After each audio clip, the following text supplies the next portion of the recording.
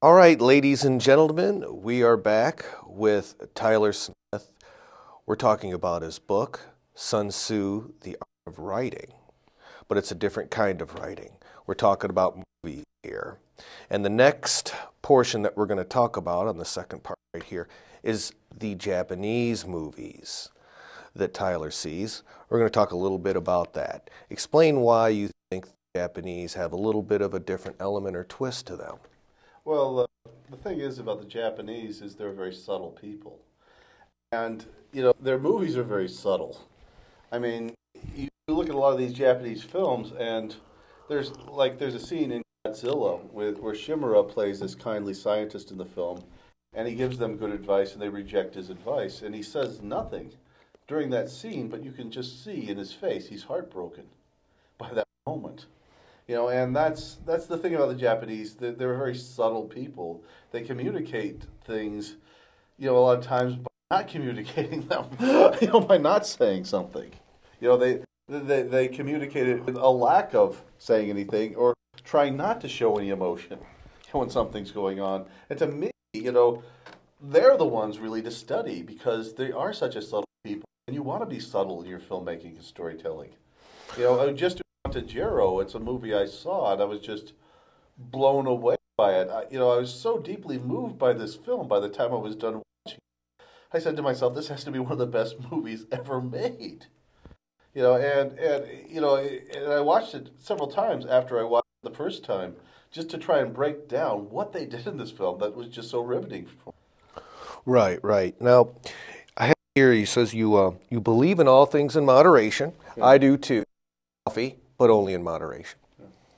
And an element and an element of hubris, a word you don't hear too often. Yeah. And you explain hubris is meaning what? It's an ancient Greek word meaning outrageous arrogance. Outrageous arrogance. No one has ever accused me of that. Or just moderately arrogant. They've never called me a hubris young man. Yeah. No one has ever, but but to go on that, but I think that's a good theme in movies. Is the element of hubris. Yeah, you mentioned here in my notes. You said Cape Fear is the story of hubris. Hubris, in my opinion. Yeah. The Odyssey and the Iliad were too, also, but Cape Fear is. Nick Nolte's character Sam Bowden that he plays in that movie. He's a man who intentionally screws up his case, played by Robert De Niro, who's Max Cady is his character's name. And Cady seeks his revenge against Sam Bowden for intentionally up his case. He could have gotten him off, but he didn't like the guy, so he's like, screw him. He's illiterate. He won't ever figure it out anyway. What does it matter? I'll just screw up his case intentionally. But I'll try not to make it look like I intentionally screwed it up. But he does, and that's a case of hubris where Nolte feels that he is of the law, basically. He can do whatever he wants, and he considers himself to be superior to this Max Cady character. So he feels that the law and the rules, don't apply to him. As a lawyer, his job is to jealously defend his client within the bounds of the law, and then his own lawyer conspires against the client. That's a case of outrageous arrogance. That's a case of hubris. But at the same time, what's so interesting to me about the story is that Max Cady is of hubris too. You see what I'm saying? He is his own character in coming after him. He's committing hubris himself. He's saying, I haven't learned my lesson from, going to prison. I don't care if I go back again. I'm going to get this guy at any cost, and I'm going to make him and his whole family suffer. Now, he's guilty of hubris by making his family suffer because it's like they had nothing to do with what Sam Bowden did. You see what I'm saying? He's so blinded by his rage that he can't think straight either. So to me, I'd actually list Cape Fear. I don't think it's a stretch to put it on the top 10 list of the 10 best movies ever made. I mean, it's that good. I think it's Scorsese's best film. I think it's better than Casino. I think it's better than Goodfellas. Better than anything he's done. Yeah. Now, moving on to things like carbon copies in films. Now, you have here in your notes, you say that it's a mistake to carbon copy a film like Seven Samurai, but they did that with Magnificent Seven, right? Well, Magnificent Seven was was one of the few times they did it right with Seven Samurai, or did it well at least.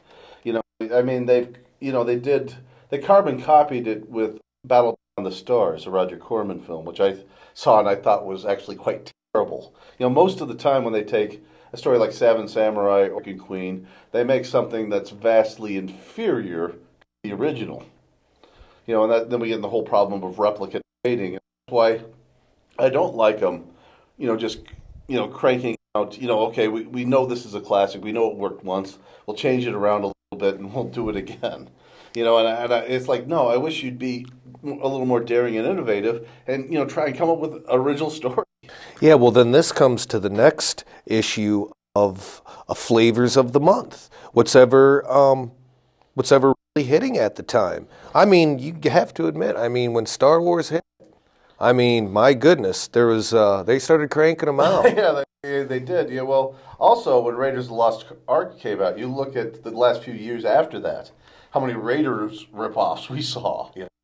And most of them weren't very good. Some were better than others. Romancing the Stone was a Raiders of the Lost ripoff, and I got to tell you, I thought that movie was just barely enjoyable.